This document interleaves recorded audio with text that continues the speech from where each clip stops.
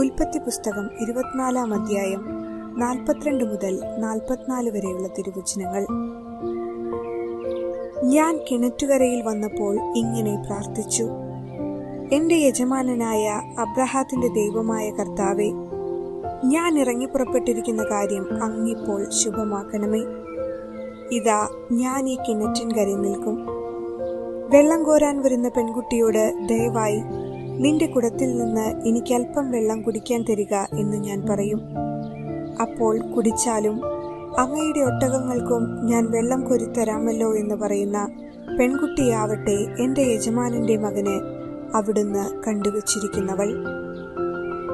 ഓർമ്മിക്കുക, പഴയ നിയമത്തിൽ റബേക്ക പരിശുദ്ധ മറിയത്തെ പ്രതിഫലിപ്പിക്കുന്നു. പരിശുദ്ധ കന്യകാമറിയത്തെ പ്രകീർത്തിച്ചുകൊണ്ട് വിശുദ്ധ ബർനാഡ് പറയുന്നു: അമ്മേ, അങ്ങ് റബേക്കയേക്കാൾ ഔദാര്യവതിയാണ്. അവൾ അബ്രഹാത്തിന്റെ ഭൃത്യർക്കു മാത്രമല്ല, ഒട്ടകങ്ങൾക്കും ദാഹജലം നൽകി.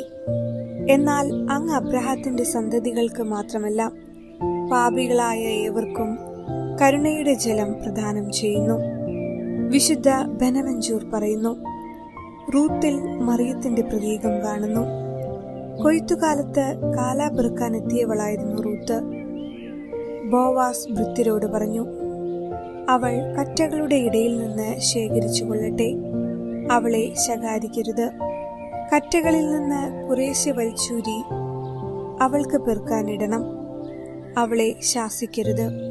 ഇപ്രകാരം പരിശുദ്ധ കന്യകാമറിയം സുവിശേഷ വേലക്കാരുടെ അധ്വാനം സ്വീകരിക്കാതെ കഴിയുന്ന പാപികളെ രക്ഷിക്കാനുള്ള അവകാശം നേടിയിട്ടുണ്ട്.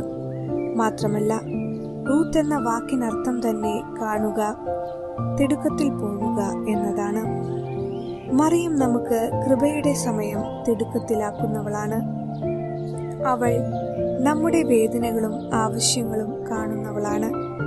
കാനായിൽ അവൾ ആ ഭവനത്തിന്റെ ആവശ്യം കണ്ട് കൃപ തിടുക്കത്തിലാക്കിയതുപോലെ ഓരോ വ്യക്തി ജീവിതത്തിലും അത് നിർവഹിക്കുന്നു. സാമുവേലിന്റെ 2-ാം പുസ്തകത്തിലെ സംഭവം ഉദ്ധരിച്ചുകൊണ്ട് തെക്കോവയിലെ സ്ത്രീ വന്ന് ദാവീദിനോട് ഇങ്ങനെ അപേക്ഷിച്ചു: ഓ രാജാവേ, എനിക്ക് 2 മക്കളുണ്ടായിരുന്നു. ഒരാൾ മറ്റേയാളെ കൊന്നു. രാജനീതി പ്രകാരം എന്റെ അവശേഷിക്കുന്ന മകൻ വധശിക്ഷ അർഹിക്കുന്നു. ദയവായി കരുണ തോന്നി പാപിയെങ്കിലും ജീവിച്ചിരിക്കുന്ന മകനെ രക്ഷിക്കണമേ. കരുണ തോന്നി ആ സ്ത്രീയുടെ അപേക്ഷ സാധിച്ചു കൊടുത്തു. പരിശുദ്ധ മറിയം ദൈവസന്നിധിയിൽ ഇപ്രകാരം യാചിക്കുന്നു: എനിക്ക് 2 പുത്രന്മാരുണ്ടായിരുന്നു, ഒന്ന് ഈശോയും മറ്റൊന്ന് മനുഷ്യനും.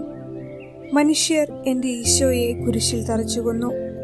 അവിടുത്തെ നീതിപ്രകാരം മനുഷ്യൻ മരണശിക്ഷയ്ക്ക് അർഹനാണ്. ദൈവമേ, എന്റെ മകൻ ഈശോ മരിച്ചു. മറ്റേ മകനായ മനുഷ്യനും എനിക്ക് നഷ്ടപ്പെടുന്ന അവസ്ഥയിലാണ്. എന്നോട് അലിവ് തോന്നി മനുഷ്യമക്കളെ രക്ഷിക്കണമേ. പരിശുദ്ധ അമ്മ സദാസമയവും തന്റെ മക്കൾക്ക് വേണ്ടി എന്തെല്ലാം നേട്ടം കൈവരിക്കുവാൻ സാധിക്കുമെന്ന് ചിന്തിച്ച് ഓടിക്കൊണ്ടിരിക്കുന്നു. ഈ അമ്മയുടെ സ്നേഹവും വാത്സല്യവും മനസ്സിലാക്കി ജീവിക്കുവാൻ വേണ്ട കൃപയ്ക്കായി പ്രാർത്ഥിക്കാം.